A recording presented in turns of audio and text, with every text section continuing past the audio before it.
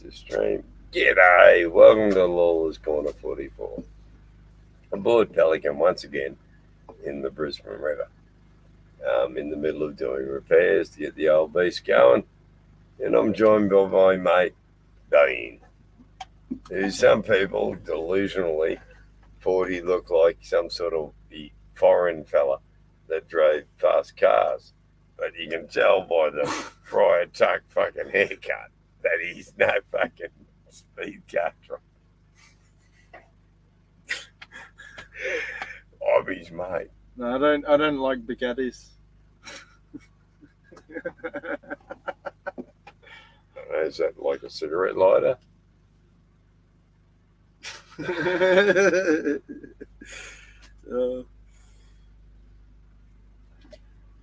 But anyway, we're tied up on the river, enduring phenomenal winds from time to time, but they've died off now enough for us to jump on there and have a bit of a natter.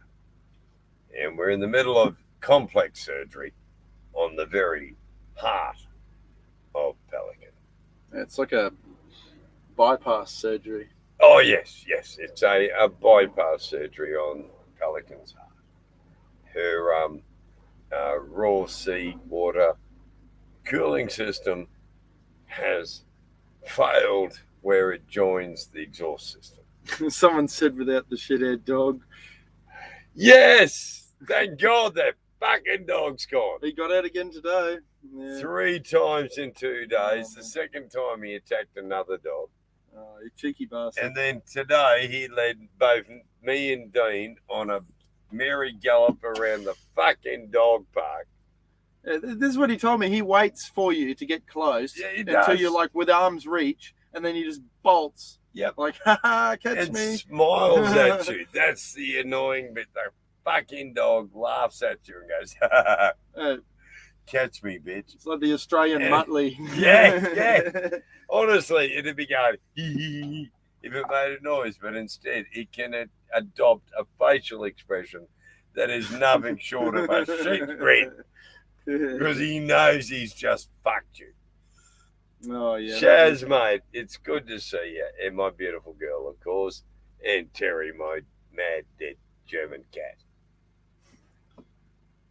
Evening, morning. It's evening here. It's what the fuck is the time? It's dark.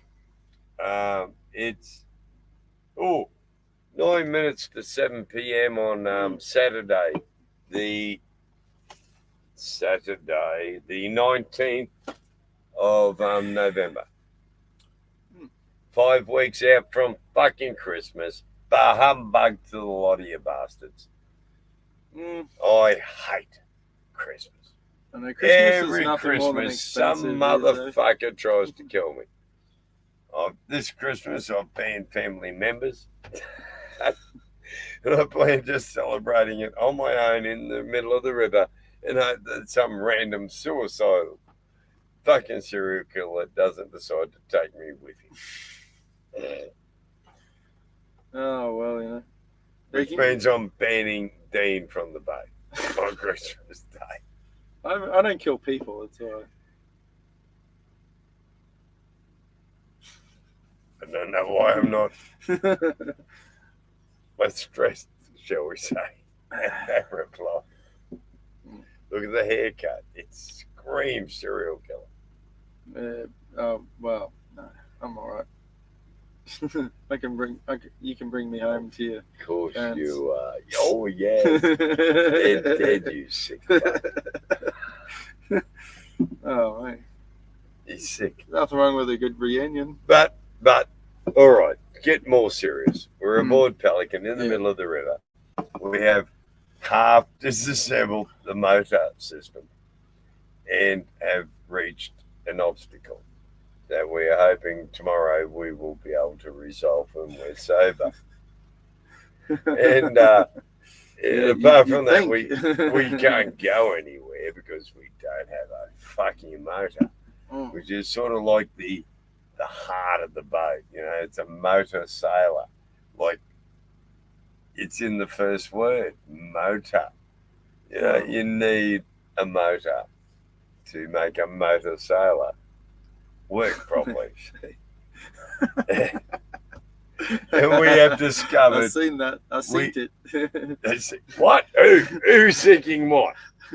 Gregory's hair grave since I last saw it. Oh, yeah, this man, might look. be the last stream of Gregory before he becomes a lampshade. What the fuck? Is that Terry? It looks more like those mops that the janitors use, in like American schools. Yeah. Says Baldy next to me as I do this. Oh, yeah. Oh, yeah. I'm worried about being a Baldy. I don't need to use any shampoo. And look at that. This is what I look like at school when I was a teenager. Now, I've had long hair, but it's just not conducive to living on a boat. Because you can't wash your hair long enough to keep it from getting gnarly and all matted and shit. Because, yeah. No, I used to have hair down to here. But, when I moved on a boat, it's like, no, can't. What? What? Huh? Huh? What? Joyce. Yeah, nice mate of mine. You love him like a brother.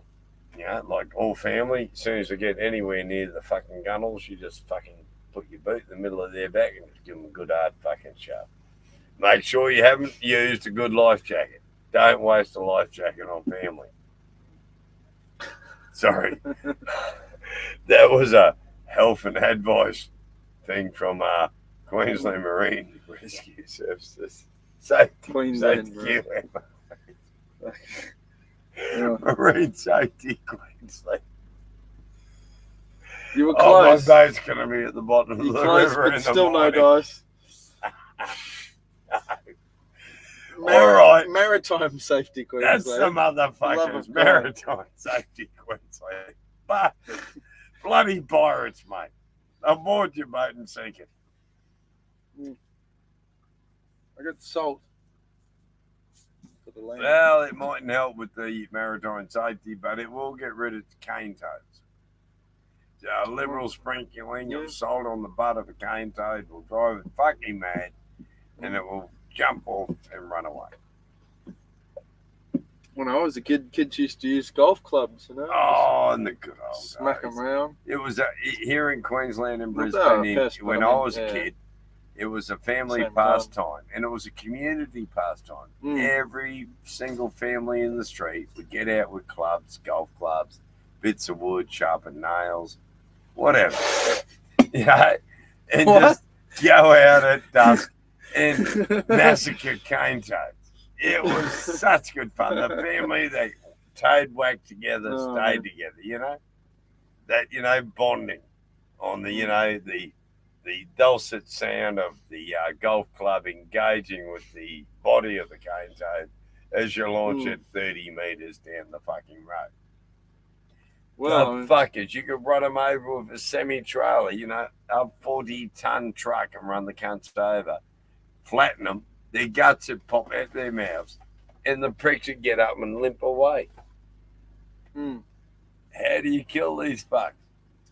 Took a while for our native wildlife to work out how to kill them, but now they're on top of it. Oh, yeah. The crows now flip them on their backs and just simply peck them clean from the guts forward up to the poison sacs, and then just leave the carcass on the road. It's still very destructive, though, to the native wildlife. Well, they knock off snakes like the red-bellied black snake, which is primarily a frog-eating snake. So cane toads kill them. It's like a warning that your cane toad levels have got up too bad when your red-bellied black snakes become extinct in your local neighbourhood. It's dreadfully sad because they're the most beautiful snake in Australia. They really are. They're personally, I've just found. What was that? Coastal taipan? No, they're beautiful. Only because they're deadly. They'll kill you They're deadly. Beautiful too. But the red-bellied black snake is venomous. It will fuck you up. But, if you're an old man like me, it'll probably kill you. Or a young kid. But, a really healthy adult who gets first aid immediately has a chance of surviving a red-bellied black snake. Yeah, I'm probably. But if an eastern taipan bites you, it is the most deadly terrestrial animal on Earth. and it depends on how much you pissed it off. If you pissed it off enough, it's going to bite you 15 times before you can react, and envenomate you every single bite. Yeah. And you are going to be dead before you hit the ground. Yeah, but the people that get bitten that many times, it's like idiots. Like I seen a guy try and catch a red belly black snake with a plastic bag, like a Coles shopping bag, and it bit him like 15 times. Yes, Emma Beth. Disturbed Wench is pointing out that we have a freshwater turtle called Square. Yeah. And we found a toad floating in his pond. And it was just the top of the toad. It had been totally picked clean underneath up to the poison sacs. There's 2 poison sacs under the shoulder of the toad. Oh, yeah. And the turtle had eaten everything except the skin, which is poisonous, and the poison sac. Oh, so they're kind of like a monotreme. What are they? No, a monotreme is a egg-laying mammal. Yeah, like the platypus. Yeah, but like they have those poisons. No. In the back of their legs. Toads extrude their poison through their skin. Oh, through the back, yeah. Through the skin. Yeah, and then people lick that it. White milky substance you see on them when you stress them. And sorry about this. This is just a bit of biology in Queensland, Australia. Cane toads, some bright bastard in the 1950s went, I know how we'll get rid of the cane beetle, which was eating the Queensland cane crop, sugar cane crops at the time. And so this bright biologist went, we'll go to South Africa where you've got these things called cane toads. And they jump up into the sugar cane and eat the cane beetles. No chemicals required, just add cane toads. The only problem is that sugar cane in South Africa only grows about 4 feet tall. In Queensland, sugar cane grows about 7 to 8 feet fucking tall.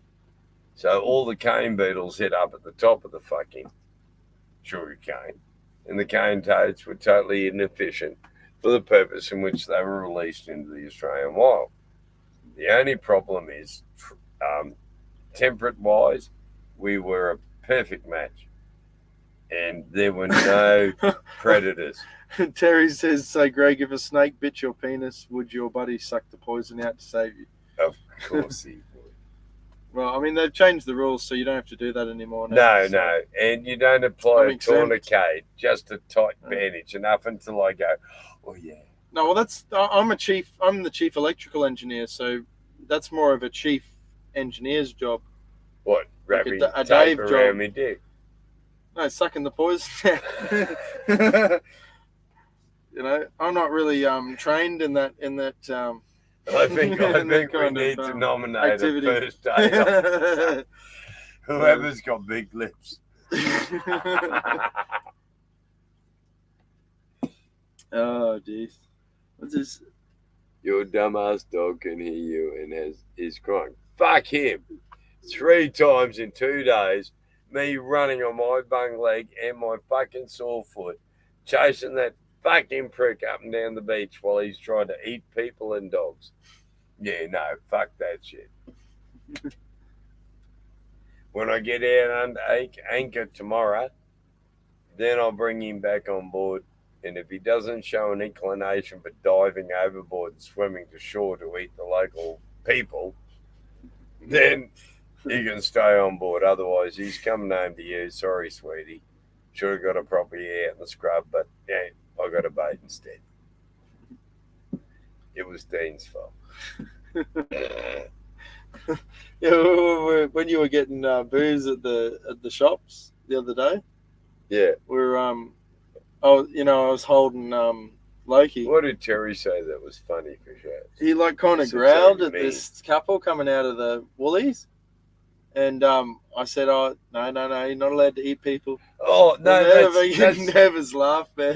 Shaz, that's little pal you see that has little wheels on the bottom at the back of it. Oh, the dinghy. Yeah. That's the tender for pelican. and it's got written on the back of it, though you can't see it because it's faded. It says Little Pelican, or Little Pel, and I call it Little Pel.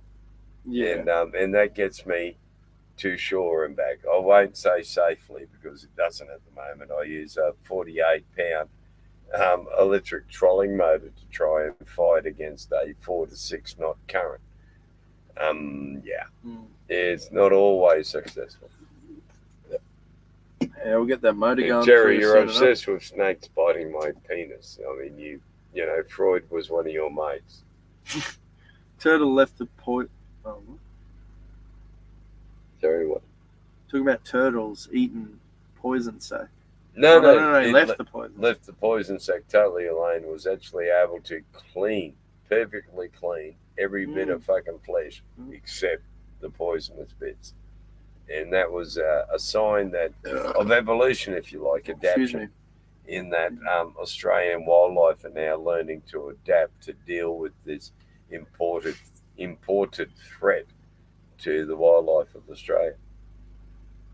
What kind of tin can are you in? One with wheels or on the water? Yeah, no, that's the that's why I was talking about Little Pel and the wheels. But yeah, no, that's the tender. My boat's 35 foot long and it's made of wood, and there are no wheels attached. You can put wheels on a yacht. Imagine that. Just drive up on the beach. Like drive around the island and shit. It'd certainly freak out the locals, but you know. Freak the fuck out of me. No, I'm not going to rely on a set of wheels in front of me to save my boat from running aground. Put an old Nissan Patrol chassis under it. Now you're talking. Now you're talking. Yeah, no, good Nissan Patrol, mate. She'll pull the old boat through any time, bruh. Underwater, don't fucking matter. It's a Nissan. Hey. No, Nissan used to be Nakajima, I'm pretty sure. Oh, no, that was Subaru. I'm pretty sure that was called Little Boy or Fat Boy. Oh, sorry. So you're talking about something else. I thought you were talking about nuclear weapons. Atomic bombs. My bad. What was it? Little Boy and Fat Boy. Nakajima made fighters. Nagasaki. No, you're mispronouncing it. No, not Nagasaki. God, man. Yeah. No, Nakajima made aircraft for the Japanese Imperial Navy. Well, there's a good reason dropping an atomic weapon on them. Not two.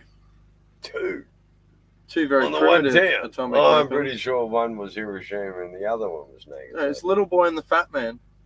Don't you fucking go fat shaming, cunt. Well, that's a new one. Fat shaming a nuclear device. An atomic, mate. It wasn't nuclear. It was an atomic weapon. Big difference. We've reached new heights in of destruction. And then we get to thermonuclear. Oh my god! I was going to say complete indecision. Honestly, but, I get a hard on. I kid you not. Thinking about thermonuclear devices. Oh my lordy! I like playing games, strategy games, and you give me nuclear weapons. Fuck the world, man! I'm going to blow the whole fucking joint up as long as I win the game. Sorry, it's just me. Yeah, but what's left to win though at that point? Who cares? You win. You won. All right. Yeah, fuck that. Fuck the rest of it. Sounds like what a toddler would do, sitting on the wreckage of his toy, going, "Ha I won." Oh man, yeah. But apart from the insanity, please join us. And for God's sake, add some sort of logical saying. This lamp actually gives you really good lighting, eh? Off that roof. So that's the UFO effect. I look almost godlike, you know. See the glint of my skin.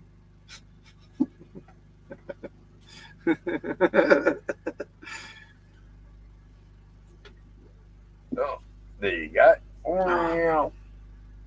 Squadron of low-flying pigs. Just flew past, bro. Wonder they didn't take our eyes out. Flying pork? Oh, it's a new delivery service. No, just flying pigs, mate. buying fucking pigs with that bullshit stuff. I'll turn them into a 5-course barbecue meal, mate. Don't worry. Yeah.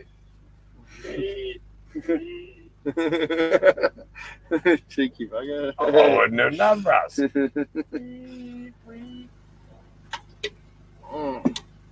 Well, but we're still afloat, which is amazing given that this man insanely started pouring hot water into my bilges in some bizarre attempt to sink the boat.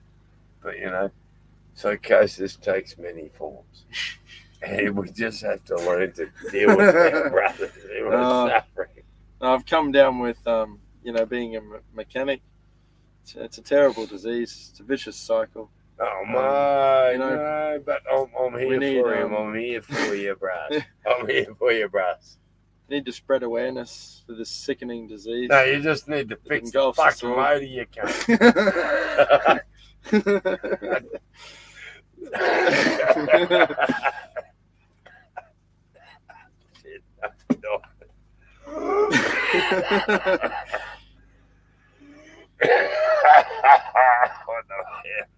In the Navy.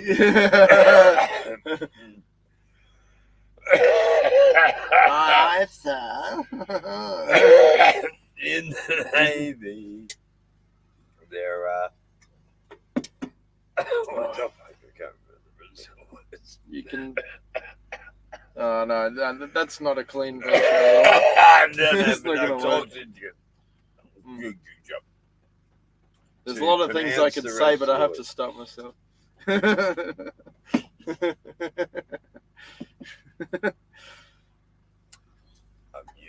Threatens. Hey? Nothing. Mutiny? Mutant. No, mutinies only work against the captain, you see.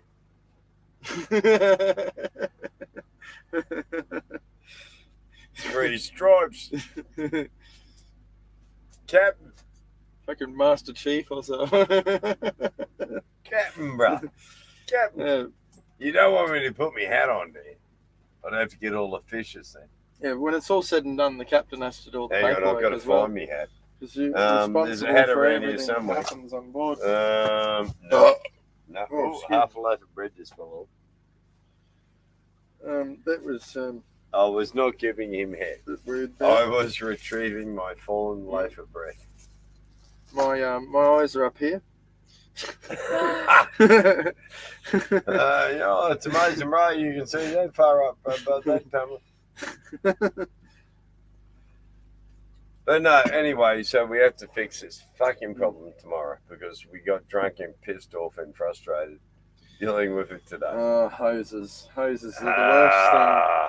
And it's a vital piece of hose. If you ever see a mechanic like under the hood of a car just swearing his brains out, he's probably working on like a radiator hose that's like welded itself through rust. Come on. What he has to go through compared to hanging upside down in the engine compartment of this. Well, I was doing it, but yeah. My hero. Well, then it decides to because the blood's rushing to your head at the same time, so you can only be down there for so long because you're basically just like swan diving into. And that's why we shaved his head so that he would get caught up in turning machinery. Oh, my boss always used to say that. I had long hair back in the day. Yeah, shave it off the machine and rip the scalp off. Yeah. I'll be fine, mate. It's been all right up to this point. I had to be kind of a ninja to survive in that workplace anyway, mate. There wasn't any health and safety there. Never to be found. Oh, look at that. Yeah. Fucking mad, I'll tell you. It's a bit rude. But never mind. What the fuck? There was a plan. What was the plan? Well, yeah, what is the subject of the day, Gregory? I guess we should... subject of the day. Hang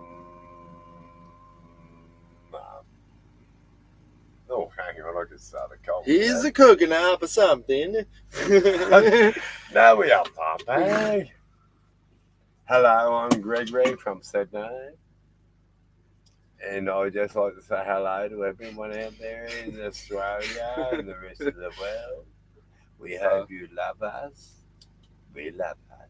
A friend of mine used to tell me all the time, just stay humble because we are all retarded. It's not an isolated. I'm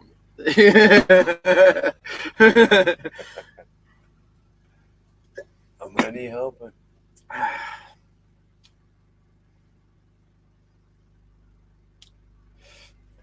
But apart from that, who we got in here? We got Premier Hell.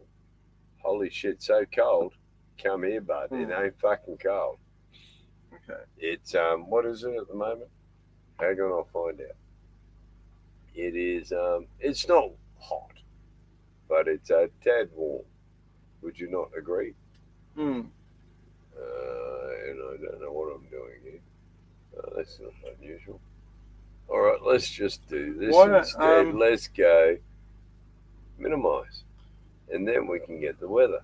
We're looking for a subject to talk about. The weather, see, it's pretty neutral. Marine wind warning. That's appropriate. I was thinking we could talk about pirates or something. Pirates, yes, but after we get up with what we're facing right at the moment. Marine wind warning summary for Queensland. This is still recording.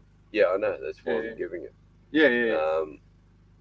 So let's see what the wind warning is. It says strong wind warning. Yes. 19th of November, 6:32 p.m. GMT +10 to Monday, 21st of November to 12 a.m. All right. So evidently the red, that area will be moderate. Yeah. Possible threat to life or property. In terms of wind speed or rain heaviness, what are we talking here? Wind speed. Yeah, okay. What are the gusts up to?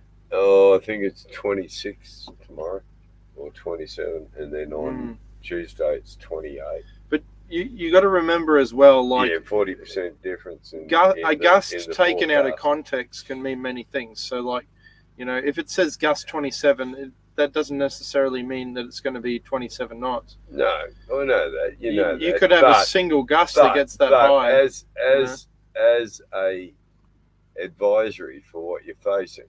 And we know that the last time we were suffering 35 knot gusts, a catamaran cut loose and smashed my boat. Well, that's what I was saying. Like, if you're going to go out into the bay and you want calm, nice weather to go out, you want to go before the change. When you set your weather app, whatever you use, set it to Moreton Island, like Cape Morton, the tip, because it's going to be that's to weather there. Yeah, that's to sea. So if you set, it's going to be the worst there in the bay of anywhere. Wind off, on Moreton Bay, it does. I'm pretty sure it does point Moreton as the center point for depicting the winds and the wave patterns within the within Moreton Bay. But if that's going to be 20 knots tops, then it's going to be a lot better in other parts of the bay. If you're looking at 28 knots gusts in the Camesley River, in the Camesley Reach on the Brisbane River, that's like 50, 60 knots 50, out there. You're looking at life-threatening winds. Yeah, well, that's what I'm saying. If you're going to go out and it's only going to be a top of 20 knots at Cape Morton, then you know that it's going to be relatively calm and a good journey. Well, I mean, that's the sea state and the determination of the time between the swells. Well, and of course, you're taking into account the tides, and of course, as you know, when the tide turns on the river, it stands up. Like out there, the wind changes. Yeah, but the water can stand up, as we've seen. And now Moreton Bay is probably amongst one of the deadliest waterways in Australia.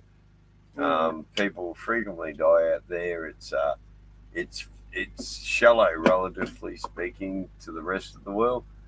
Maybe sometimes 20 meters, 50 meters, in naturally occurring sections, but it's a sandy place. It's full of sand islands, and there's these constantly shifting sandbars that can present and do present a challenge to navigation and survivability.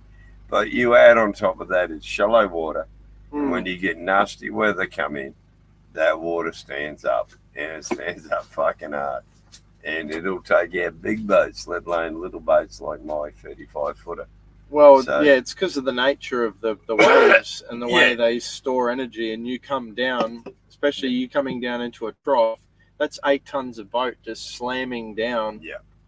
Virtually free falling off of a wave and just going straight down. It is awesome. These boats are built so incredibly strong to endure this. Yeah. And it's a testament to that, really. And we did that, 3 weeks ago? So a lot of engineering goes into it. We went out directly into the wind under motor and just smashed the boat through, 2, and later on we were looking at 3 meter fucking waves, and we were just hammering into it, and Pelican did exactly like her namesake. She was just a big fat bird, and she just glided over the top of the waves, and it was it was a confidence building exercise, but she sustained some damage due to the fact she hadn't been maintained by the previous owners, and we had screws come out of the mainsail rail, the sail track up the main mast with the main sail, and it got caught at the top of the mast, which resulted in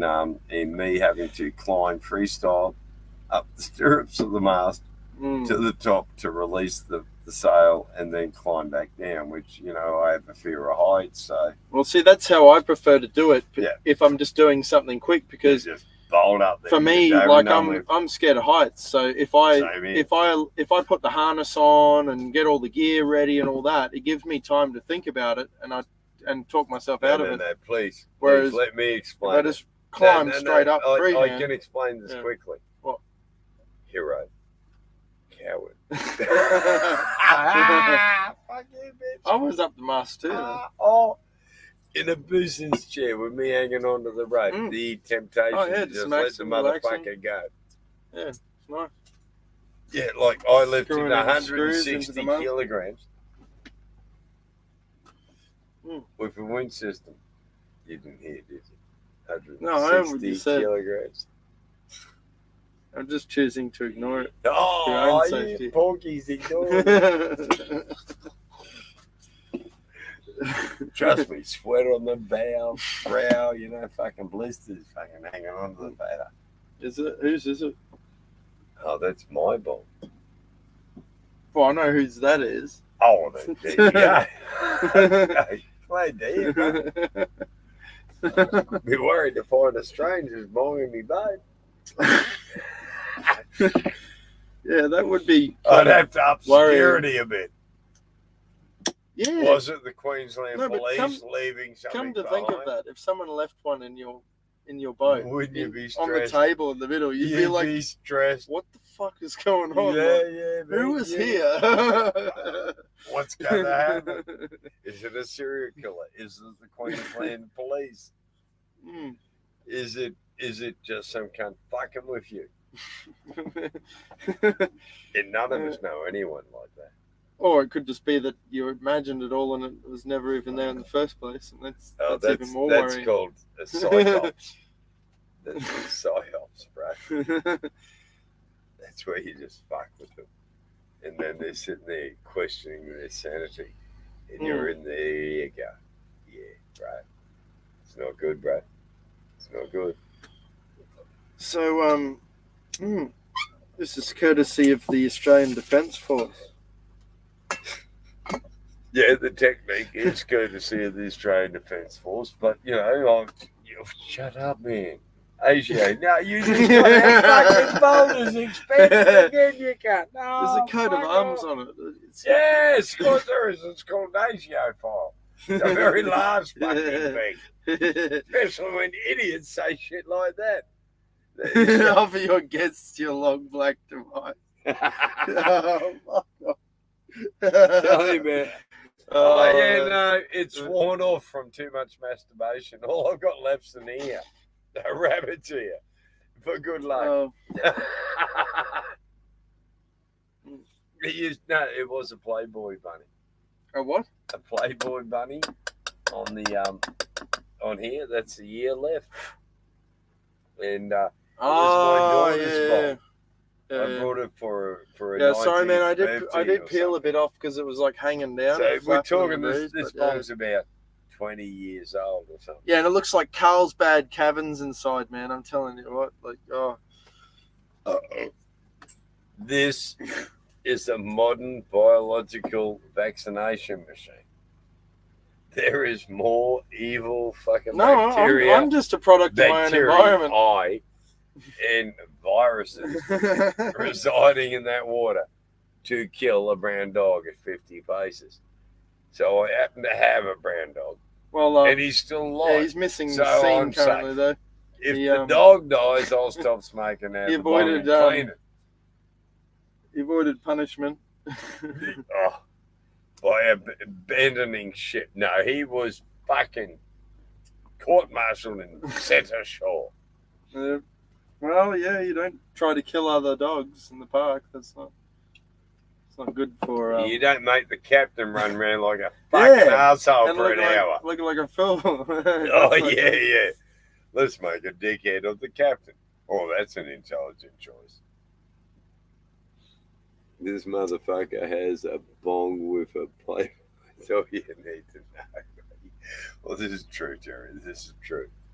Yeah, I'm a sexy dude. Making me self-conscious, man. It's the voice, bro.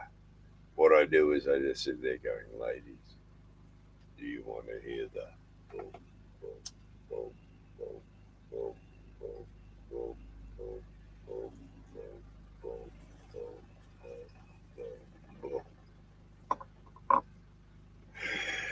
The look on your face was too funny.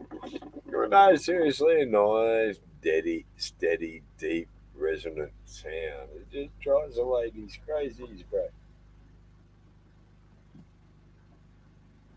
Well, at least in my fantasy, it does. Is that organically grown? Yeah.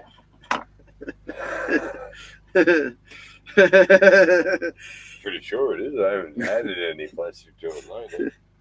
So, have you seen that Super Wog guy on YouTube? He does like He did not say that. YouTube, please do not strike him dead. Is that although I personally would recommend it, but do not strike him dead. Is that one of those bad words now? Is it? Yeah, Wog's been the bad words since but that's 70s. Literally the name of his channel. That's what he calls himself on YouTube, though. What an evil bastard! I've got to say the actual name. Wog actually stands for a Western Oriental gentleman, but it doesn't. It actually stands for Worker on Government Services. Wog. Really? And it was on the back. That doesn't make any sense. Worker on government services. If you're working, why would you be on government services? No. Listen, it makes sense in that in Egypt when they built the canal, the Suez Canal. Oh, like a slave? Yeah. No, it weren't slaves. They were government workers, but they were terrorists and freedom fighters who were trying to sabotage the whole thing. So they all wore blue shirts, and on the back of the shirt was emblazoned WOGS, Workers on Government Service. And hence it became the name for them here in Australia. Wogs. Yeah, but they kind of embrace it now. Well, yeah. Well, I mean, that's Australia, isn't it? Like Dasan, if someone calls you a dickhead, no, but in Australia, if someone calls you a dickhead, what do? You go, I'm a dickhead. He had a personalised plate, Dasan from Macedonia. Please don't bore people with your Dasan stories. Yeah, they don't know the man. He had Wog Man because Wog Boy was the popular. But isn't that the way to disempower someone using a word against you is to own the word? It's like African Americans using the N word because it empowers them because they're the only people that can use the N word without causing offense. Yeah, but I don't think it's as powerful and as as the N word. Like that's pretty. The N word is used to disempower people, not to empower people. Well, yeah, but it's powerful in how it's used. It's for evil. Yeah, but that's disempowering. It's not empowering. But by the person subject to the insult taking ownership of the insult and going, fuck you, mother. My ears an end. And what are you going to fucking do about it? That's empowering. Yeah. Okay? And that's the difference. per se. And that's why it's not wrong for someone who's an African American or, somebody who is dark and is being racially discriminated against and spinning around and calling you an N. But if you call them an N, then you good fucking kicking, to be honest. Well, yeah, I mean, yeah, and that's sort of the issue. Yeah.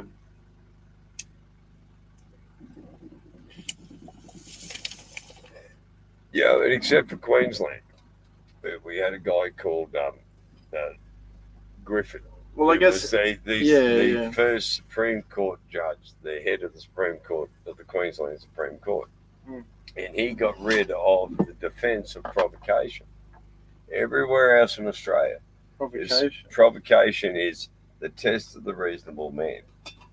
If someone come up to you and said your missus is a poxy old fucking whore, and I banged her up the ass twice last night, and she said you got a wee dick, and she preferred me doing it up her butt. To be honest, I probably wouldn't believe him. I'd just say nice try. But if you then become very angry and grab them by the throat and shake them like a rag doll and kick their ass 7 ways to Sunday, you can then plead this defence of, I lost it, Your Honour, because this was beyond what a reasonable man would endure without becoming violent. Yeah. All right, but I mean that's kind of fair enough. But regrettably, it was also used as a defence in domestic violence cases. Oh yeah. So there's been this repeal of this whole defence of provocation. That's been very limited a great deal from what it used to be. But ultimately, if I'm an Aborigine and you come up and you call me a black sea and I punch you in the face, provided I have a really good solicitor, I'm going to beat you in court because you provoked me. The first thing the cop's going to say to you is, what did you say to them? And you go, well, I called you the black sea and told him to fuck off. And the cop is going to go, well, you're a fucking idiot, aren't you? Yeah. Sorry, but you engaged in mutual combat. I can arrest both of you now for public affray. Or you can just fuck off. Yeah. And strangely enough, most of them choose fucking off. Well, yeah. But, it's something I've advised people that have been facing some serious charges, and I've just spun around and gone, you just stick to the fact the cunt was uttering racist comments about your wife. It's not very conducive to a good public image to be seen as a racist. No, openly. It's not a good-looking court.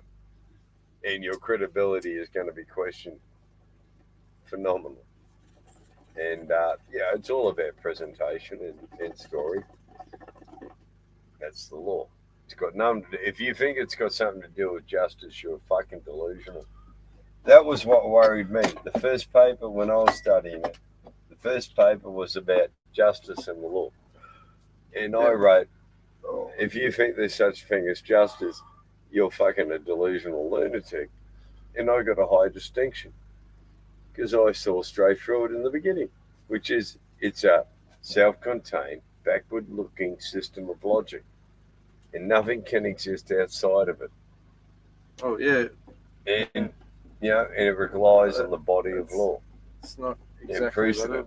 And that's that whole backward-looking shit. But it's brilliant. It's brilliant because it can just spin around and say, all right, that might make sense. But that has not been accepted in law. Yeah. And so even though it makes sense, it's dismissed because it's not in law. It's self-contained. It's its own wee logic system. And it looks backwards using precedent to determine what the law means. So it's random. And if you think that's got anything to do with justice, you're delusional. It's about the law. Better cook this lamb, mate. Yep. Dean killed a small sheep that wandered near the boat earlier this afternoon. Yeah. This is all and that's then he left packaged it after the dynamite, after brutally and the gas massacring a jumbuck. Dean is what we call a swagman.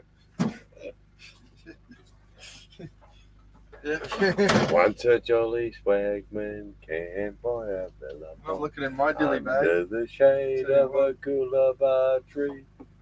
Yep. And he sang as he watched, as he waited for the billy to boil. You come a waltzing Matilda with me. Down came a jumbuck to drink by that billabong. Up jumped the swagman with glee. Waltzing Matilda. Oh, fuck, now you fucked me up the arsehole. No, shut up. Just sitting in the grass with the shovel in your ass. Refugees. You'll have to pardon my NN friend. It's evidently the last library on we used the term NN. And it turned out to be not something that's allowable on YouTube. Well, yeah, probably not. But Go figure. Have we got a fry pan here? And it wasn't a racist term. It was about referring to recent Germans that are repeating the past. Oh, I think that was clever. You got a You fry like pan? that? Recent Germans reliving the past Yeah, possibly, but do you have a as fry an pan? NN. What? Neo. Oh, yeah, but like that's heavily policed in Germany, though. Yeah, like, they yeah, fucking but stamp you that know, shit out but we can effectively. get away with saying on YouTube that they were simply repeating the past. They're Oh, not mentioning it. well, there's I don't know, I revisionists forgot now. now. There's people that are making, their own freaking history up. Please, Out if of their you're looking pocket. for an assistant on your channel, do not hire this man. What? He's hopeless. Fucking hopeless. Unemployable. Where's Look at him. He can hardly get between the Greg- galley and the fucking whatever that thing is. Where's the the bulkhead. Where's the fry pan?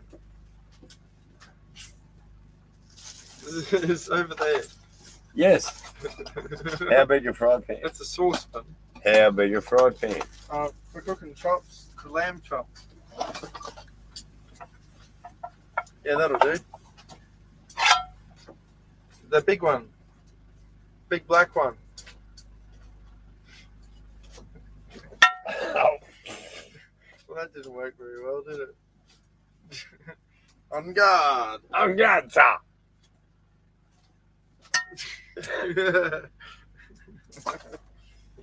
We are not mad. But it does help to be mad. Yeah, lamb Dan, I chops. don't know how many people we got in here. There are 2 people watching us. Mary had a Good little Lord. lamb and a hot Thank fry on God, my 2 plate. people. Oh, Aussie Amanda, how you going, darling? Been a while. You'll have to pardon us. We're a wee bit drunk, but we're frustrated because we've been repairing the engine, the motor on the boat all day, and we have not been successful yet.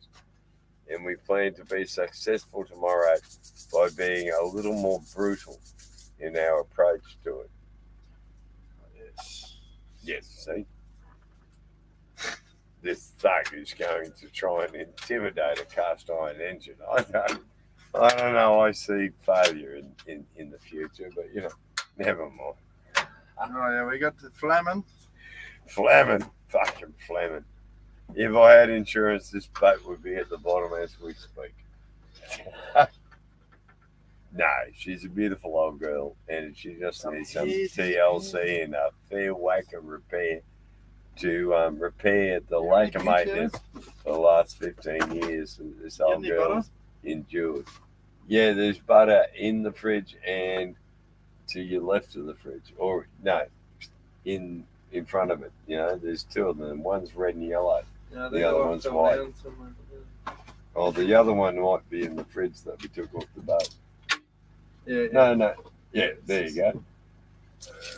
Yeah, Like a lunatic lying he was about there being no butter. What a mongrel. I like my lamb dead. Dead? Yeah. I don't like it bleeding or barring as it runs around the plate, eh? Flamethrower. I hesitate to say, but I like to use well done. No blood. No bah. You evil cunt, you're killing me. Bah. Turns me off my meal. Okay? Just say it. Oh, that's it. It's a bit here. Yes. We're going to try something different now on Pelican. A cooked meal. It doesn't require a microwave oven. This is something unusual. We've been on board now 3 3/4 months or so, or 4 months on board Pelican. And we have never actually got round to a cooked meal except for when a drunken chief mechanic made some sort of fucking dreadful goulash thing and tried to poison the rest of the crew with it. I ain't the drunken moron here. No. Chief mechanic. Oh. Dave. Oh, yeah. You remember that meal he cooked up? That Been was abandoning just a his post. hod knob of fucking shite. Oh, yes. You remember, yes, as if I'd lied. Gat and Lawler. Honest as the day is long. Regrettably, it's getting longer now because summer's coming. So, you know, you just got to be honest a lot longer. But now it's after dark. Fuck yes, I'll just lie. Ah. But in daylight, I'll never lie. Guaranteed. I'll go, fuck it, Todd. and every Queenslander and every Australian will understand immediately that I mean, fuck it's hot. Yeah? Oi. Heart stent. Yeah, it's iodine. Great. We haven't suffered a nuclear strike quite yet. We don't need iodine in our system to get rid of the radiation poisoning, okay? That's good for you. Only after they drop the nuclear weapons. For fuck's sake. Oh, yeah. You're putting the horse before the cart. The cart before the horse. You got to work with what you have. Well, no, look, just remember that when there's a big bang. Okay? I left a can. You will get a warning. I left You a will, can of seriously. drinks in my freezer. No, but honestly, Explode. when the nuclear strike's coming, you will get a warning. They will say, seek shelter. You know, get mattresses up against the windows. Take all sharp objects from your pockets. Remove your belt and lower your pants below your knees. And bend over and kiss your fucking ass goodbye. Repeat as need be.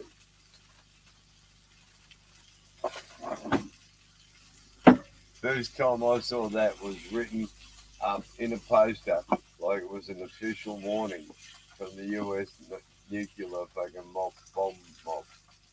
And it was just fucking side-splittingly funny because at that point in time, we'd already come within a hair's whisker of nuclear annihilation of the earth as we know it, with the Bay of Pigs and all that good shit.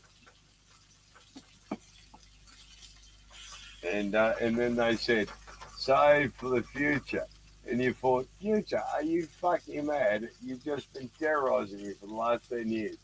Telling me the place is about to be evaporated. And you want me to invest in something that'll happen in 20 years. Fuck off. Turned out the world survived another 10. At least. And a few extras. And then I've come to the conclusion now that we'll always survive. Just humans. We are the cockroaches. Vegemite. A wonderful... Oh, no, please. Pass it down.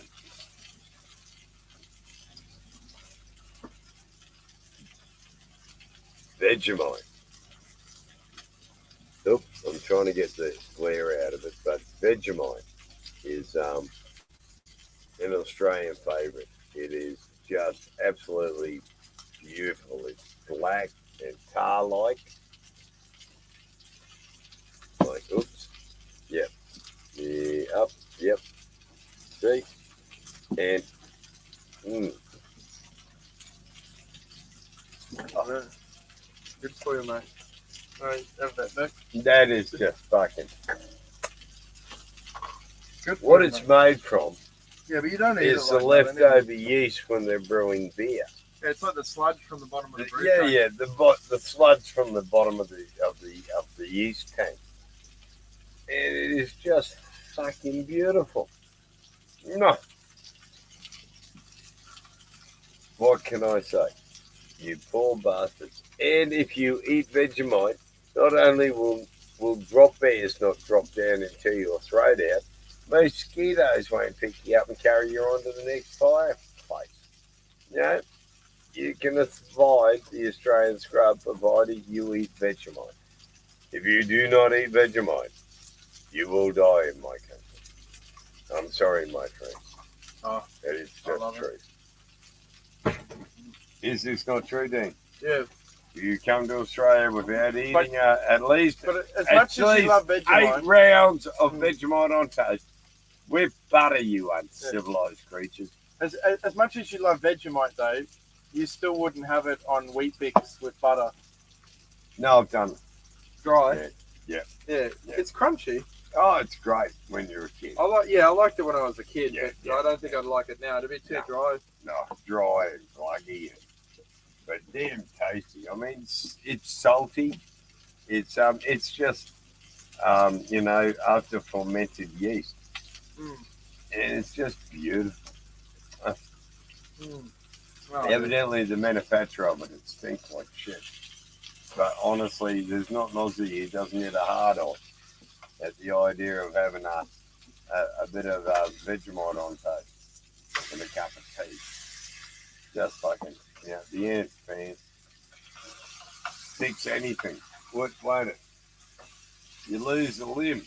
Just whack a bit of Vegemite on it. Bit of fucking, butcher's paper and furniture tape. And Bob's your uncle. We can't have grey back by morning, I guarantee it. Hey, is it not true, Dave?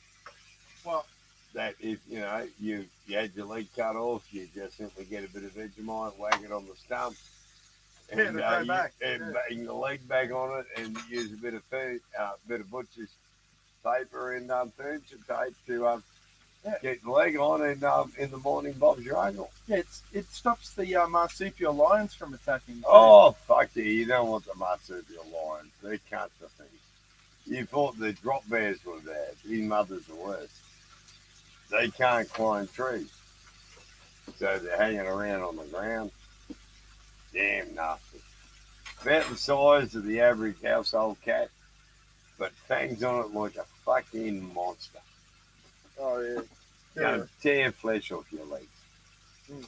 Nothing you can do about it. Just simply where you see the signs that says, look out for the cat.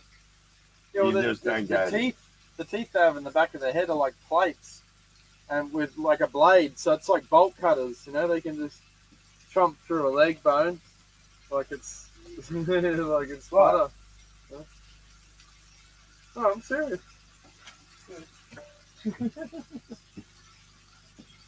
The masturbation reactor, what you do, eh?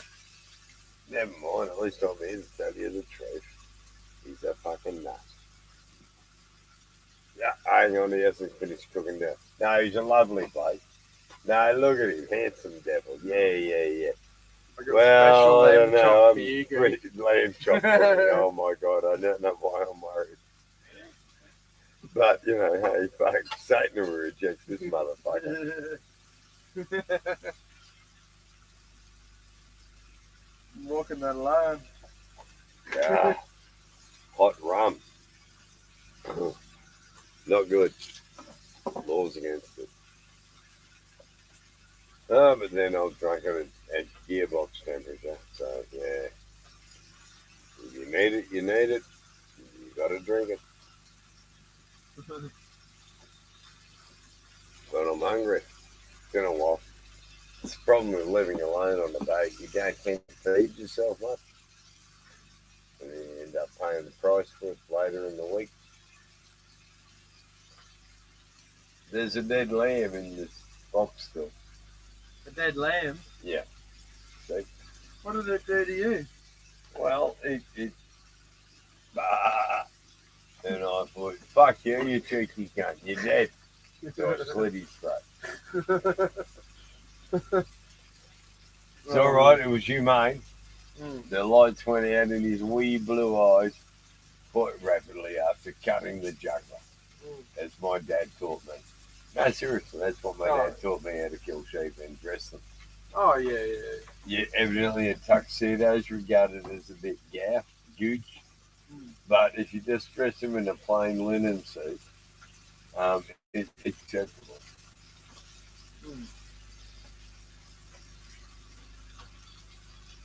So, no, my dad did. He was a sheep farmer. So he said you had to learn where your food came from.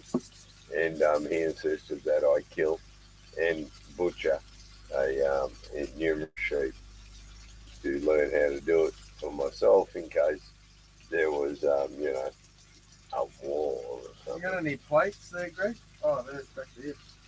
I see. What are you? Have you got plates? Oh, yeah, there's plates. Oh, yeah, oh, mate. God, we're in trouble here. There's a heap of plastic knives in the knife drawer, I think. Use knives to eat your dinner. Yep. One to hold it, one to cut it. That's like medieval style.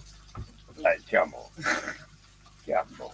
They didn't have plastic knives in the medieval time. No, they're metal knives. You're demented. They're the table knives. Yeah, the bullshit coming out. They used to use it to eat bits of meat and also and food. And also to disturb wench, are you still there? Oi, girl, where are you? Supposed to be helping your old dad.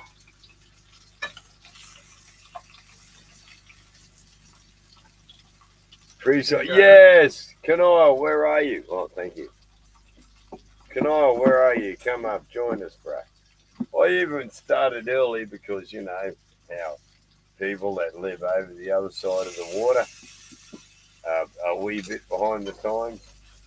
And it's probably late at night or wee hours of the morning over there where it's, you know, what's the time? Who knows? About 7 o'clock at night, 8 o'clock at night here in Australia on Saturday night. So you have got to be about 15 hours behind us. So it's in the wee hours of Saturday morning for you lot. Ooh, one more. No, that's cooked beautifully. Thank you. All right, man. I love my lamb. Pardon me while I eat.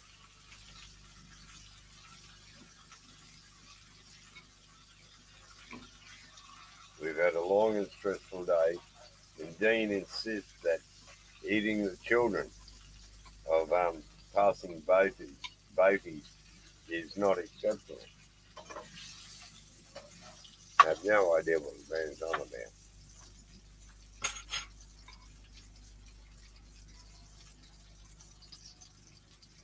Oh no, you can't kill the wee children. Fuck. They grow into sketchy drivers. And, you know, if we got rid of them now, well, you know, we could save ourselves a whole heap of problem in the future.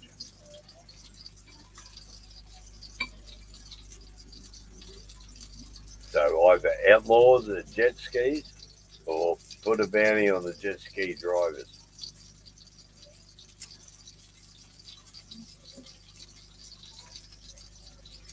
That, to me, should solve the problem.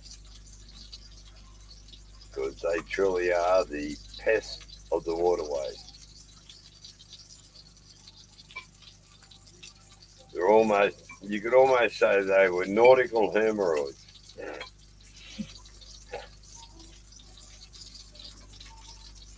Are you talking about jet skis? Yeah.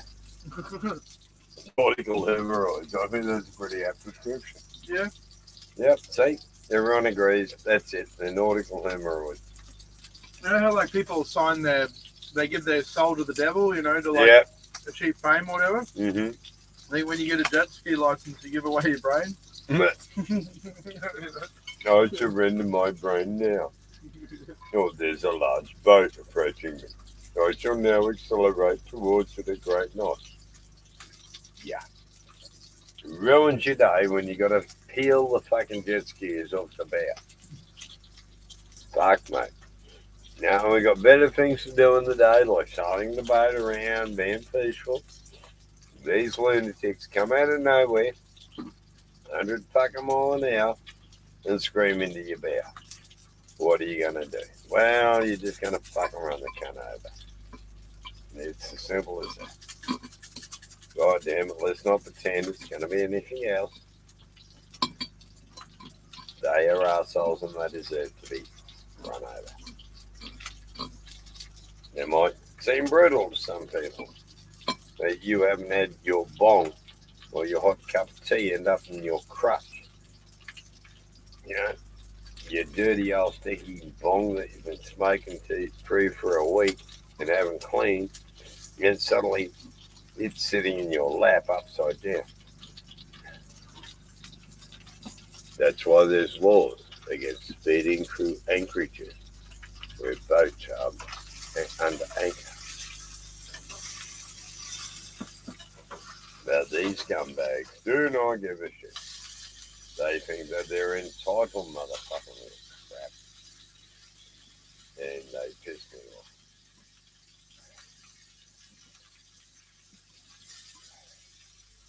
And I tell you, it wasn't planned. It's bloody nice.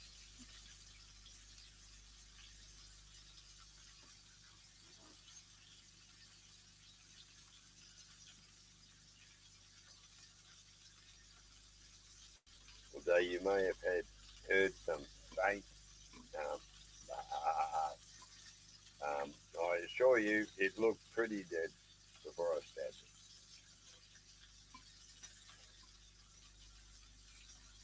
Yeah, 100%. Definitely did. Of course, my sadistic friend is another kettle of fish. Got the fun.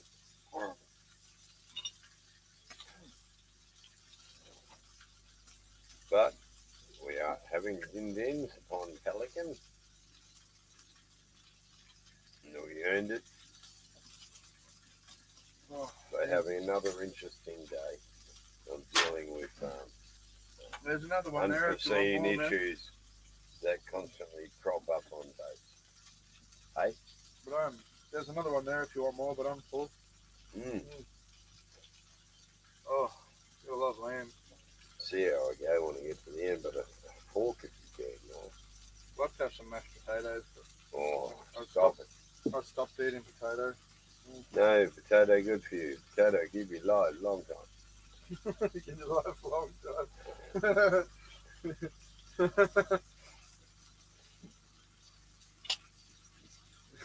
It's full of starch and protein and energy. It is, seriously. Meat, potatoes, great. You don't think the Irish survived on potatoes for nothing. 1,000 different recipes for how to cook potato. You got to wonder about them. They obviously had a lot of time on their hand, or the tackle was a bit short.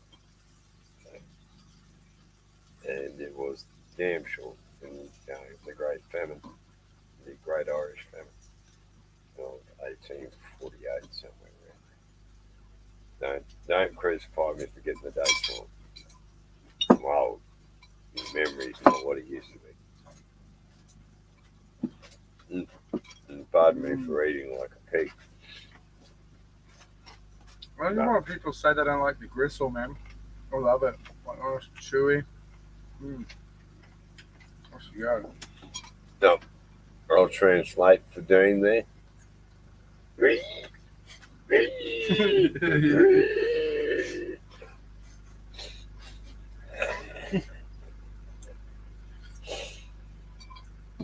I got your back, bro. Trust me.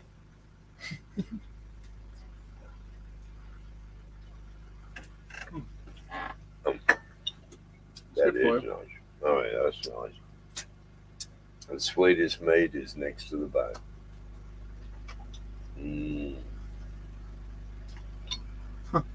That's fucking nice.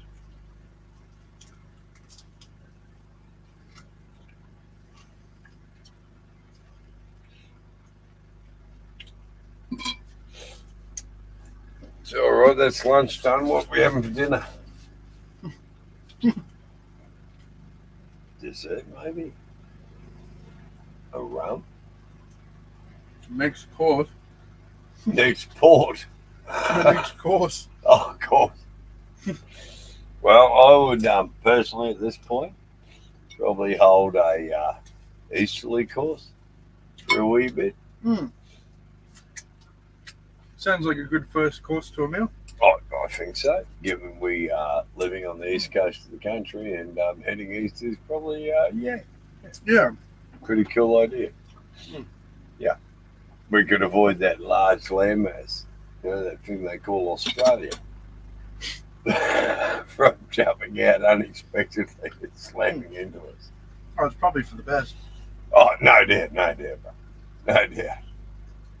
But yeah, just by simply keeping an easterly course, we should be pretty cool. God damn, this meat's good. They reckon eating like black charcoal bits on meat and stuff causes cancer? No, bullshit. Yeah, man. It's a bullshit study in the US. Indigenous Australians use charcoal to clean their teeth. Yeah, it is. It was the same like when Indigenous people cooked a kangaroo. They didn't have pots and pans and crap. They just simply threw it in the fucking fire. And then ate the charcoal bits as well. What do you think about it? Whether they were doing it consciously or not. If you eat charcoal, your flatulence will be reduced and stinkless. And when you're relying on stealth to hunt, it's called keep going. But if you rely on stealth to hunt, then the charcoal and shit is in your favour. A bit like the Bunya festivals when they ate vegetables for 3 months so that they could engage in warfare and not suffer septicemia for stomach wounds. You can use activated charcoal like coconut husk charcoal or whatever to get rid of the like weed in your system, if you're going for a drug test. No. Yeah, it works. No. It works to a point. Like, obviously, it doesn't work miracles, but it helps. Yeah, maybe if you had a filter attached to the end of your dick when you're pissing for the test. A filter? Yeah. Through desiccated coconut shell. The first time the scientist picks up your urine sampling, my God, that suspiciously smells of coconut. There are not too many people on this earth that naturally the urine smells of coconut. So it's a bit of a giveaway. Oh, I like coconut, man. What you want to do is basically get someone to piss in a balloon, tie it between your legs and your balls to maintain the temperature, and then just use a tube to leak it into the chest vial, and then hand it across. But most importantly, ensure it is not a female and she is not pregnant. This will lead to some very embarrassing questions. This sounds like a cult ritual, man. What do you? What? You're Charles Manson without the swastikas. Oh, mate, no, you can't have swastikas, mate. That's the Lord now. No, bro. No symbol, that's the trick. No cunt knows where you're coming from. There's just this bunch of loons out there that don't have a flag. They just pop out of the woodwork. Oh, the nationalist, socialist, I better not say. It's a contradiction to have nationalist and socialist. Yeah, but they've done it before many times. Oh, let's take the better ideas of socialism. But that's the end of the circle. When they come full circle, yes, nationalism and socialism becomes exactly nationalist the same socialism. thing. Yeah. Well, no, it either becomes socialist nationalism or it becomes nationalist socialism. But that's the same thing, isn't it? No, they are not. Okay, so what's the difference? One believes in the state and the other believes in the people.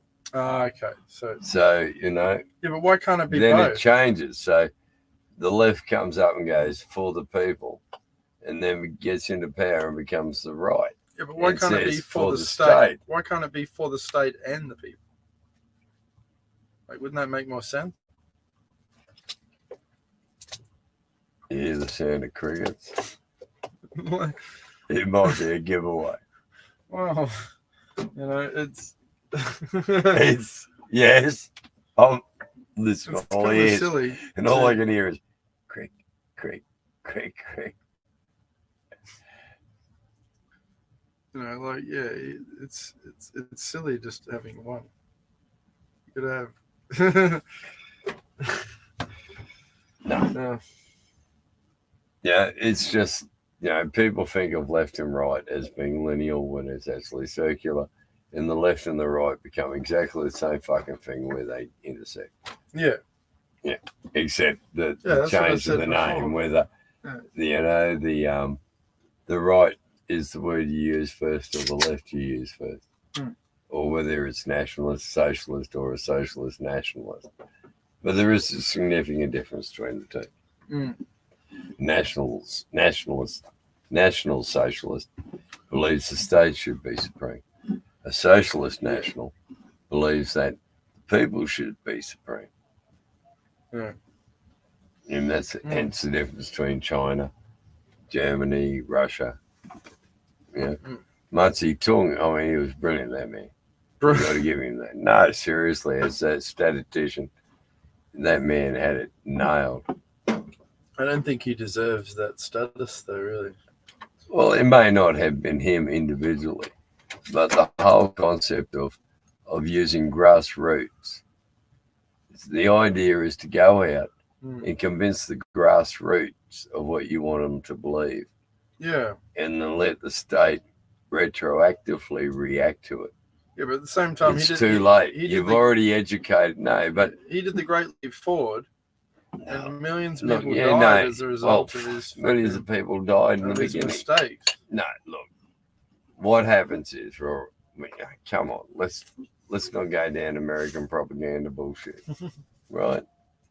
It was no worse than any other civil war, except Chiang Kai-shek, father of Taiwan, lost the war. In Taiwan. Forced to flee China. And he was a nationalist. Yeah. Mao Zedong was a communist. Significant difference. A socialist is another totally different creature to both of those.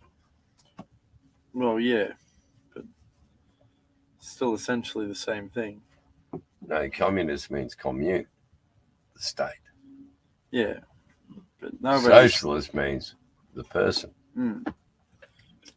Therein lies the difference in extremely simplistic terms. I mean, it's a way bit more complicated than that. But in simplistic terms, it simply means that a communist supports the state, a socialist supports the people. Yeah, but there's different kinds of communism, though. There's like Stalinism and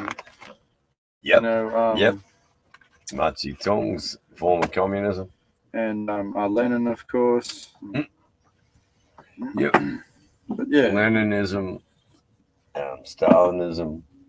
But see, Karl Marx, the original author of the original author of socialism, says that isms are what will divide us. And says there is no ism except for the class. The difference that less than 10% of the population owns 90% of the wealth of the nation. And that at some point, that 90% are going to get pissed off with that. What I don't like about revolt. Yeah, but see, what I don't like about China, like communist China, is that they're wholeheartedly against any kind of individuality. That's because they're for the state.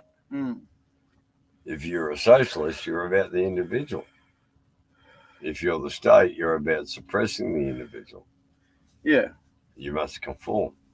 Yeah, and that's like leads to like insane, untold atrocities. It's not good. Not a good path to be going down. Please, citation for insane atrocities. Only if people resist. Well, okay, Tiananmen Square. People resisted and assumed that in light of, the various international politics that was going on at the time, people made the mistake of thinking that they could do one of those, what they did in the Middle East, they summer or flowers or some bullshit, you know what I mean? And people in China were emboldened. And then, as typical as everyone who has ever relied on American support to fight a fucking dictatorial or oppressive government, have found themselves at the whim of American politics. Yeah. And that at the change of government, suddenly all their funding, all their defense weapons are withdrawn. And they're left to the vengeful bastard that they have been successfully blowing the crap out. And I am referring directly to the Ukraine and Russia. Now, if the Americans and Europe withdraw their support for the Ukraine's fucked. The Russians are going to come in and annihilate the fucking place. Yeah, and replace it with Russians. Yeah? Well, yeah. And that was the risk. If the Republicans regain power in the next election, God help us all. God help us all. We're going to die. I'll probably, hopefully, just die of a heart attack on election night, and it's not my issue, it's your problem. But in case I linger, I'll be very stressed. I didn't vote anyway. I got a $20 fine in the mail. You deserve to be taken out into the town square and fucking horsewhipped, you fucking wimp cunt. Just make your mind up. It's not hard. You tick a box. I got to choose between a fuckwit and an even bigger fuckwit. So you have to make a decision. You might have to study the issues and see who supports what issue and what issue is important to you. And see which politician supports your issue. And if they support your issue, you should most likely vote for them. If they both don't, then you vote for an independent who is just there for the money. But it's better than not voting because you get a $20 fine. Oh, I don't care about that. But you will when you're looking for that $20 one day. Starving in the middle of bumfuck nowhere. If you only had $20 to buy a square meal. There's always money and you're going to die because you wasted $20 on the Australian Electoral Commission. Unless they make robots that can weld everything, then we'll be in trouble. But no. You're going to get old fella. You're going to get old fella. Trust me, your usefulness decreases with your age. Your ability to earn money decreases with your age. Your ability to defend yourself from me decreases with your age. What's your point? No. That's a different kettle of fish. I'm a furniture removals. I lift people's pianos for a living. My self-defense skills do not decrease with my age. They might slow down a tad, but they're equally as lethal because I just use brute force. Are you giving up? So I just throw it back at you. No, serious furniture removals, man. If I wrap my arms around you and monkey grip my wrist, you are not going to get rid of me. You can run around the house like a lunatic, bashing me into walls. I've had idiots do that. It's very annoying. Into walls? Yeah. Put holes in walls because you're clinging to them going, calm the fuck down, dickhead. Yeah. But no, removals gets a grip on you. It's a death grip. You're not going to break it. It's iron. If we do that, you're fucked. It's all over. Short of killing us or knocking us unconscious, that grip's not going to let go. It's just the way our muscles are developed. I know it sounds like bragging and shit, but it's just the fact of life of furniture removals. Yeah, so we got to get you on the ground quick, basically. That's the deal. I've had people you can fail do that that one too because I kick like a bitch. If I hit my back hits that ground, I'm going to just start swinging my boots hard and fast in every fucking direction possible while swerving back up onto my ass and back to my feet. I've been flogged on the ground. It's not fun. You got to get back up as fast as you can. It's the secret. The secret is not going down in the first case. Just learn to take a decent blow. And shake it off. It scares the crap out of them. If they put their best in and crack you one in the jaw and you're just glaring at them going, really? It is terrifying for them. Yeah, I've done it. I've cracked some arsehole as hard as I can in the jaw and they've looked at me and I've gone, oh shit. You need to learn some basic swordsmanship skills. You're on a boat now. You're not allowed to use swords. We are still within the Queensland territorial limits. That means Queensland law applies. You cannot use fucking swords. In international waters, you can. It's fine. No, you just have to get past the Queensland territorial waters, and then you're under federal law. Yeah.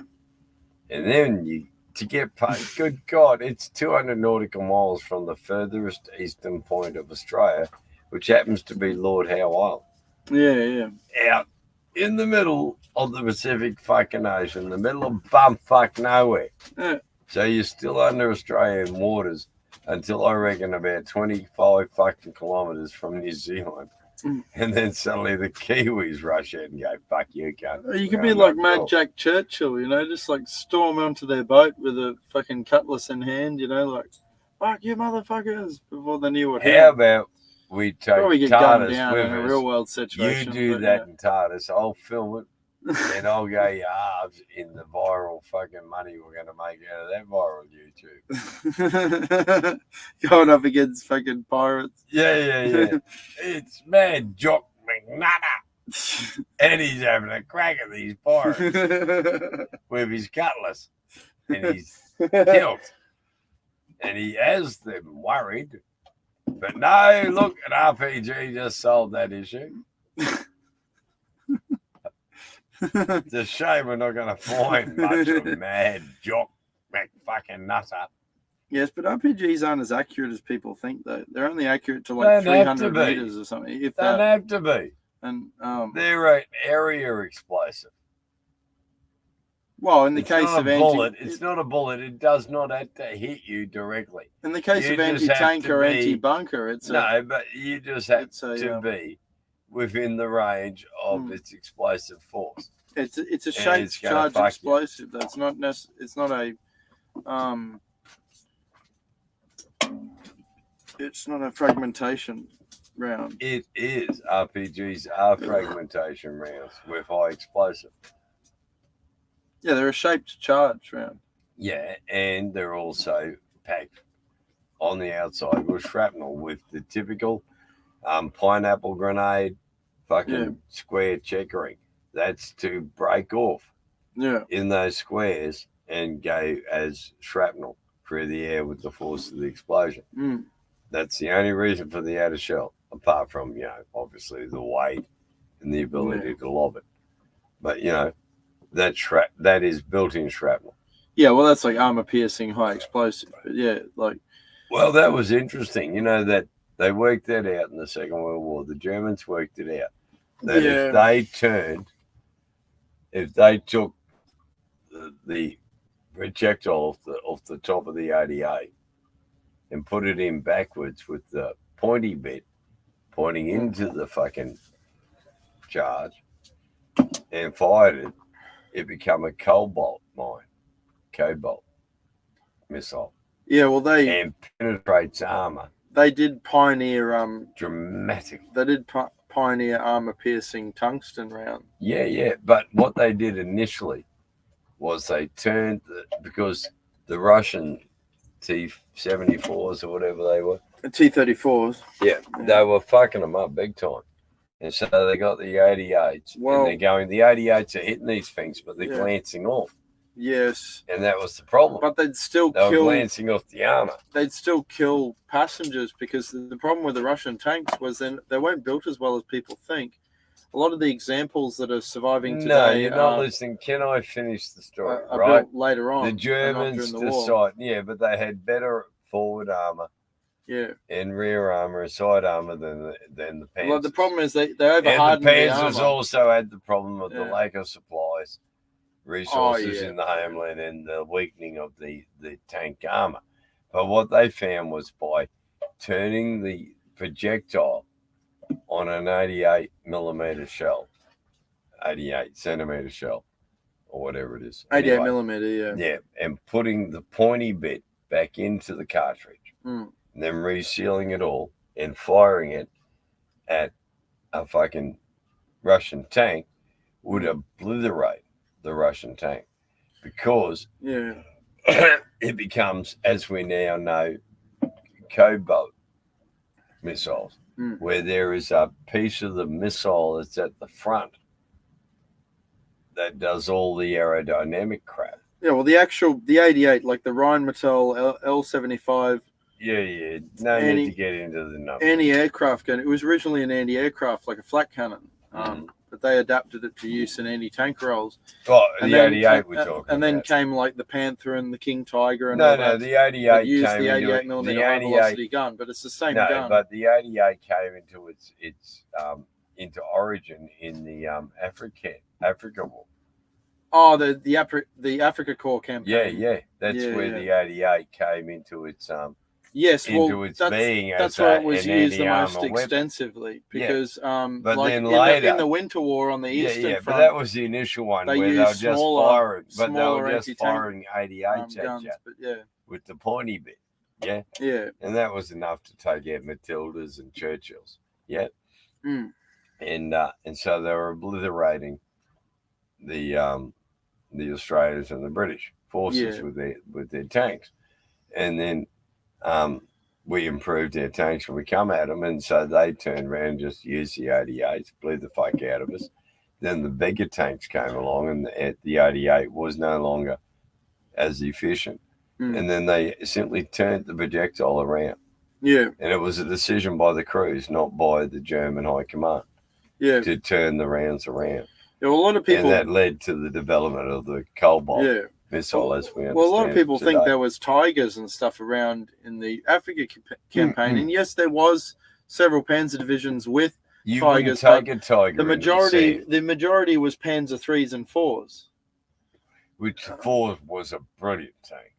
Yes, they're a very good all-round, do everything. Yeah, but infantry a tank. Panzer, a full-on Tiger tank, would not be able to move in the sand. It would bog. Light tanks, light track tanks with powerful guns and high speed.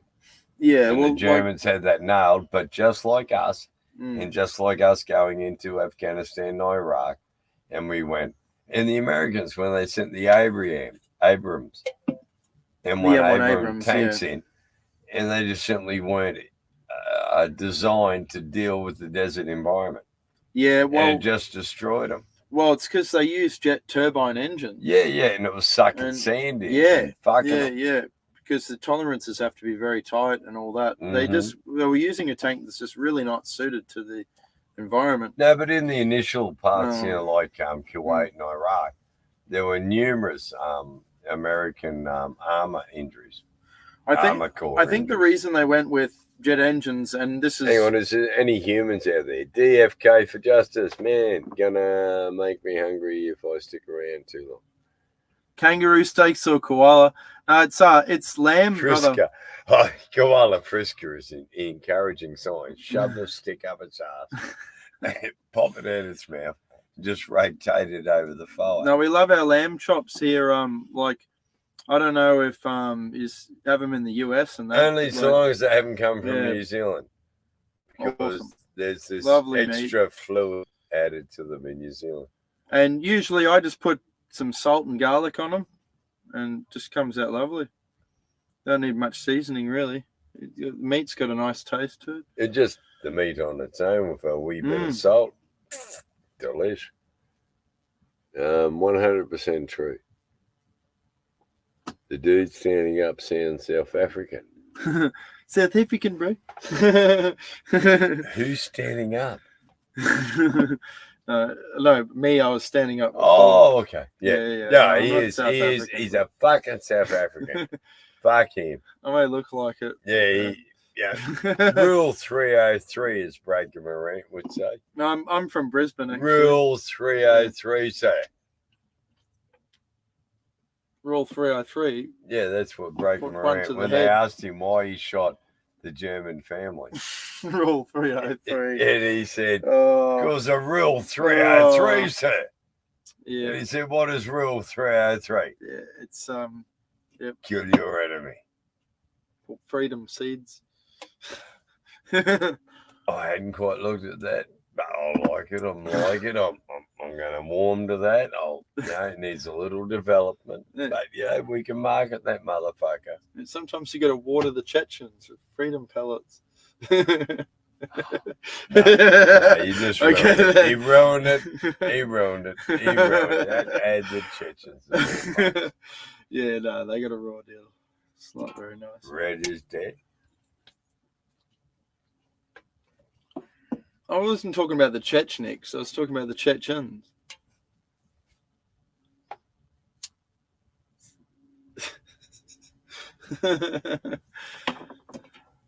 Crickets.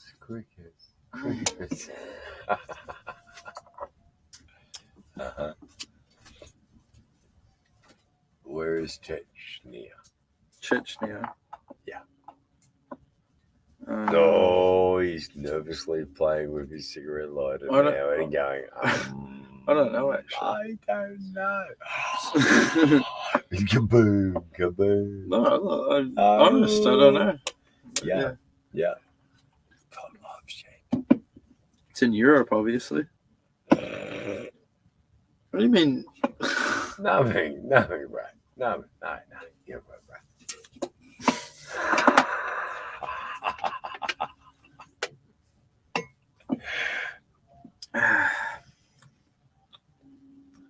Need to be sedated. Anyway, listen, we've been going for an hour and a half, and it's been a bullshit post. It's just that I thought I'd just get up here and annoy people. Oh, it's been fun. And we shit have posting. succeeded, and we've had some funny stories. Yeah. And have recorded ourselves when we didn't realise we were recording ourselves, which was probably not really smart.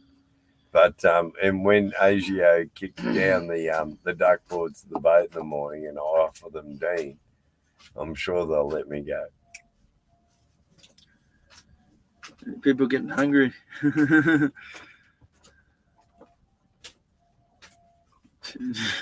Yeah, he kind of looks like Robinson Crusoe, stranded on an island, all skinny and shit, like wasting away.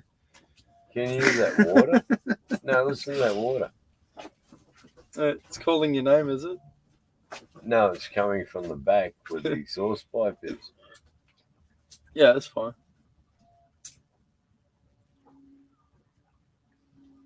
Yeah, bilge pumps are working. Yeah, they work. That's the important. Oh, yeah. It was really distressing getting out and stepping into 6 inches of water covering the bottom of the boat. No, I'm sure it is. It is not pleasant. Yeah, you really, when it goes above the floorboards, that's when you kind of go, that's fucking... It's when the hatches on the floorboard start blowing off. Floating up. Blowing off, not floating up, blowing off from the force of the fucking current. Pumping the fucking water into the boat. I don't know what was more distressing. Waking up with a 45-foot fucking catamaran impaled on my bow, or waking up to 6 inches of water and my fucking duck boards blowing off my floor. After I pulled the carpet back to see what's going on and watch the wood float to the top at speed. Oh, I'm getting Jack Harrow tomorrow. Jack who? Hey. It's called Jack Harrow. That's the strain. Oh, okay. I don't fucking know why. Don't ask me, but that's what it's called. We just said we're getting some Mary J. Mm. Oh, Back in the day. Well, I think it's only when it becomes... Actually, most people just said we're getting some marijuana. Do you think, like, this is what I think, like, when it became legal in several states in the US, you know, and they started, like, producing it. Yeah, like, yeah. All of a sudden now we have all these different strains in Australia. Like, when I was a kid, it used to be... medical weed in Australia, and weed is grown in Australia. Yeah, but when I was a kid, it used to be like, purposes. What's that? And it's weed. There's no... Just simply won't tell you there where was the no strains or anything. It's just like, it's weed. Yeah. Mate, when I first started smoking weed at 17 years of age, right, which is what? I'm 64. Do the maths yourself. But for $30, you got a bag of weed that was at least 3 fingers fucking high and that thick in a plastic bag. So, like, pretty much an ounce. Yeah, basically. Yeah. No doubt. Who knows? You didn't weigh it by weight. Yeah, but I'm just saying, in one of those half sandwich bags, that's about an ounce more. No, but you did it by fingers. Yeah. If you got less than 3 fingers, you were ripped off. It's just 3 fingers. It was 3 fingers. It really was. That was when I was a young lad smoking weed. That was how you measured your weight. Oh, okay. And there was no hydrate. Yeah. There weren't bongs. Well, people didn't use bongs. Just joints. Yeah, joints. Oh. And doing things like... Oh, that's terrible. Coring a hole in an apple. What the hell is that? Oh, yeah, no, I've done that before. And then coring a hole sideways in the apple. How could you live without a bong? Or sticking your joint in a the life apple. That I don't want to live.